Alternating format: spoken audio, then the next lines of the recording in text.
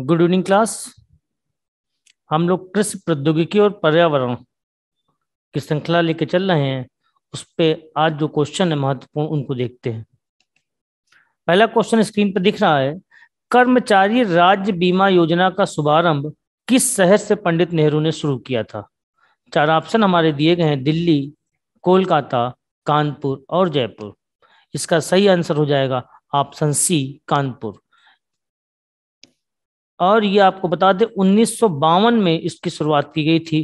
कर्मचारी राज्य बीमा योजना का शुभारंभ 1952 में कानपुर में पंडित नेहरू ने किया था, 1952।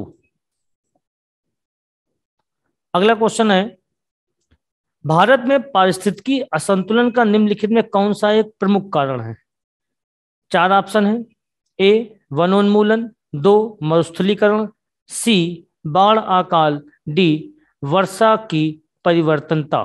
इसका सही आंसर हो जाएगा वन उन्मूलन, ऑप्शन ए। अगला क्वेश्चन है, पर्यावरणीय आयोजन के साथ मूलतः संगठित संगठन कौन सा है? ऑप्शन लिखे CSIR, नेरी, CIFRI, ICAR। इसका सही ऑप्शन हो जाएगा नेरी, NEERI, national engineering environment research institute. ये पेपर में कभी कभी नीरी या नेरी करके भी आता है। इसका मुख्यालय नागपुर में है। बड़ा इंपॉर्टेंट क्वेश्चन है, नेरी का मुख्यालय हमसे पूछेगा तो नागपुर हम लगाएंगे। अगला क्वेश्चन जो हमारी स्क्रीन पे आ रहा है, वैश्विक तापन के फलस्वरूप हो सकता है। चार ऑप्शन है, ए समुद्र तल में वृद्धि, दो फसल स्वरूप में परिवर्तन, सी तट रेखा में परिवर्तन और डी ये सभी। इसका ऑप्शन लगेगा डी, सभी। अगला क्वेश्चन देखते हैं, क्वेश्चन पूरा पढ़ना है। इको मार्क योजना 1991 से आरंभ की गई। ये क्वेश्चन में लिखा है, इको मार्क 1991 में शुरू किया गया। निम्नलिखित उत्पादों में से कौन सा इस योजना के अंतर्गत नहीं आता है? साबुन अपमार्जक, कागज प्लास्टिक, सौंदर्य प्रसाधन, एरोसोल और डी ऑप्शन में औषधियां और प्रतिजैविक आता है। तो इसमें ऑप्शन डी सही होगा, औषधियां और प्रतिजैविक में इको मार्क का प्रयोग नहीं किया जाता है। आपको बता दें, इको मार्क पर्यावरण से जुड़ी हुई चीजों के लिए दिया जाता है। इसका जो चिन्ह होता है वो मिट्टी के घड़े के समान होता है। 1991 प्रश्न में ही दिया गया है। अगला क्वेश्चन देखते हैं हम लोग। क्वेश्चन है, सहारनपुर नागपुर किस फसल की प्रजातियां हैं? सहारनपुर नागपुर किस फसल की प्रजातियां हैं? ऑप्शन ए अमरूद, बी पपीता, सी संतरा, डी अनानास। इसका सही आंसर हो जाएगा अमरूद। सहारनपुर और नागपुर अमरूद के लिए जाने जाते हैं। आपको बता दें, सहारनपुर उत्तर प्रदेश का सबसे उत्तरी जिला है और ये संतरे के लिए जाना जाता है। और हम सबको मालूम है नागपुर भी संतरों के लिए जाना जाता है। ये दो शहर संतरों के लिए जाने जाते हैं। इसमें एक ऑप्शन संतरा भी है, लेकिन यहाँ पे बात कर रहा है, प्रजाति की बात कर रहा है, तो प्रजाति ये अमरूद की होगी। अगला क्वेश्चन देखते हैं, बुलक कैपिटलिस्ट या बैल पूंजीपति किसे कहते हैं? ये क्वेश्चन आयोग के द्वारा पूछा गया था, उत्तर प्रदेश लोक सेवा आयोग का। बैल पूंजीपति किसे कहते हैं? पहला ऑप्शन है गरीब किसानों को, दूसरा धनाढ्य किसानों को, तीसरा उन किसानों को जिनके पास कुछ साधन तो हैं लेकिन धनाढ्य नहीं है, और चौथा है बड़े जमींदारों को। इसका सही आंसर हो जाएगा सी, उन किसानों को जिनके पास कुछ साधन तो हैं लेकिन वो धनाढ्य नहीं है। अगला क्वेश्चन देखते हैं हम लोग, पर्माकल्चर किसका पर्याय है? ऑप्शन है, ए पारिस्थितिकी कृषि, बी सिंचित कृषि, सी व्यापारिक कृषि, डी ले कृषि। इसका सही आंसर हो जाएगा पारिस्थितिकी कृषि, A option. Question number 9, Bharat में ग्रामीण अवस्थापना विकास कोष कार्यक्रम को क्रियान्वित करने वाली संस्था है। क्वेश्चन को फिर से पढ़ लें, भारत में ग्रामीण अवस्थापना विकास कोष कार्यक्रम को क्रियान्वित करने वाली संस्था है। ऑप्शन ए नाबार्ड, बी राज्य सहकारी बैंक, सी भारतीय रिजर्व बैंक, डी भारतीय स्टेट बैंक। बहुत सिंपल सा क्वेश्चन है, पता होना चाहिए सबको। इसका आंसर नाबार्ड हो जाएगा। जुलाई 1982 में इसको बनाया गया था नाबार्ड को। अगला क्वेश्चन है, टामवर्थ किसकी नस्ल है?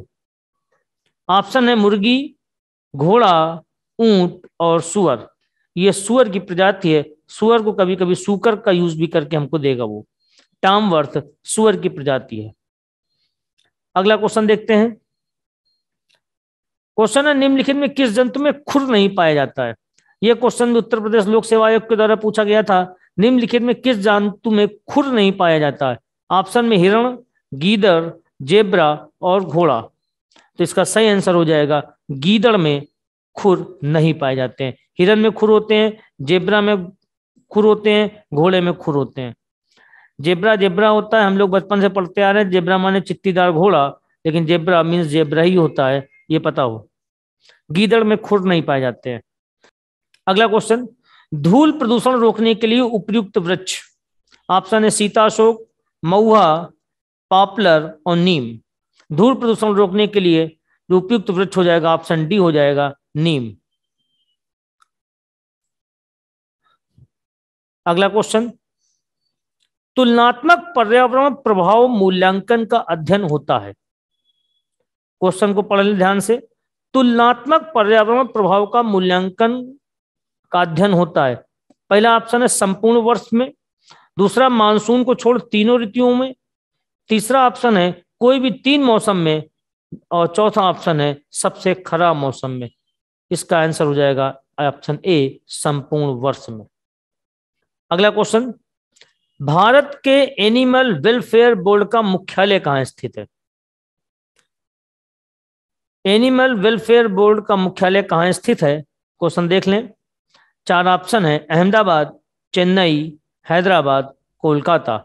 सही आंसर हो जाएगा ऑप्शन बी, चेन्नई। अगला क्वेश्चन देखते हैं हम लोग। कौन सुमेलित नहीं है? चिपको आंदोलन चंडी प्रसाद भट्ट लिखा हुआ है, एपिक्को आंदोलन पांडुरंग लिखा हुआ है, ग्रीन बेल्ट आंदोलन वंदना शिवा लिखा हुआ है, टिकाऊ विकास एजेंडा 21 लिखा हुआ है। चिपको आंदोलन जो है चंडी प्रसाद भट्ट, ये सही है। सुंदरलाल बहुगुणा, गौरा देवी, चंडी प्रसाद भट्ट, ये सुमेलित है भाई। अगर यहाँ पे गौरा देवी होता, सुंदरलाल बहुगुणा होता, तब भी चिपको आंदोलन में सही होता। एपिक्को आंदोलन की बात करें तो ये भी क्वेश्चन सही है। पांडुरंग हेगड़े इनका नाम था, पांडुरंग हेगड़े लिखाओ, पांडुरंग लिखाओ, पांडुरंगा लिखाओ, ये भी आप सही है। ग्रीन बेल्ट आंदोलन ये गलत है आपका, यही सुमेलित नहीं है। यहां वंदना शिवा की जगह हो जाएगा बंगारी मथाई। ग्रीन बेल्ट आंदोलन बंगारी मथाई, ये केन्या से संबंधित हैं, बंगारी मथाई। और डी ऑप्शन टिकाऊ विकास एजेंडा 21 यानी सस्टेनेबल डेवलपमेंट एजेंडा 21, ये सही है। तो ऑप्शन सी इसका हो जाएगा, सुमेलित नहीं है। अगला क्वेश्चन देखें। राष्ट्रीय कृषि वानिकी अनुसंधान इस केंद्र स्थित है। राष्ट्रीय कृषि वानिकी अनुसंधान केंद्र स्थित है। पहला ऑप्शन झांसी, नई दिल्ली, कानपुर, जयपुर। इसका सही आंसर हो जाएगा झांसी। अगला क्वेश्चन, निम्नलिखित में से किस एक गैस में कार्बन मोनोऑक्साइड की सर्वाधिक प्रतिशतता होती है? पहला ऑप्शन है कोयला गैस, दूसरा प्राकृतिक गैस, तीसरा वायु अंगार गैस, चौथा भाप अंगार गैस। तो कार्बन मोनोऑक्साइड की जो प्रतिशतता सबसे ज्यादा होगी वो होगी भाप अंगार गैस में। अगला क्वेश्चन देखते हैं। क्लोरोफिल की संरचना में कौन सा तत्व भाग लेता है? ये वेरी वेरी इंपॉर्टेंट क्वेश्चन है, मोस्टली एग्जाम में पूछा जाता है क्लोरोफिल में तत्व वाला क्वेश्चन। मैग्नीशियम, आयरन, कॉपर और बोरान। इसका ऑप्शन ए सही है, मैग्नीशियम। मैग्नीशियम एमजी लिख के आएगा। ये क्वेश्चन बहुत ज्यादा पूछा गया पेपर में। क्लोरोफिल की संरचना में कौन सा तत्व भाग लेता है? तो मैग्नीशियम भाग लेता है। अगला क्वेश्चन है, राष्ट्रीय खरपतवार विज्ञान अनुसंधान केंद्र स्थित है। Option A Bhopal, B Jabalpur, C Jodhpur, D Jaipur. इसका सही आंसर हो जाएगा जबलपुर, मध्य प्रदेश।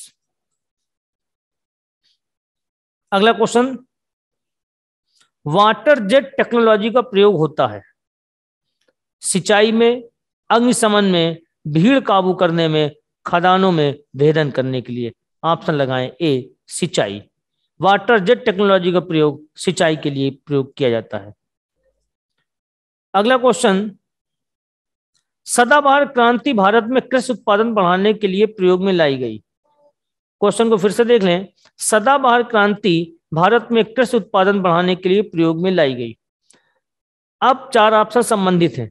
नॉर्मन बोरलॉग के द्वारा, एम.एस. स्वामीनाथन के द्वारा, राजकृष्ण के द्वारा, R.K.V. राव के द्वारा। इसका सही आंसर हो जाएगा एम.एस. स्वामीनाथन। आपको पता होगा भारत के परिप्रेक्ष्य में एम.एस. स्वामीनाथन को हरित क्रांति का जन्मदाता कहा जाता है। अगला क्वेश्चन देखें।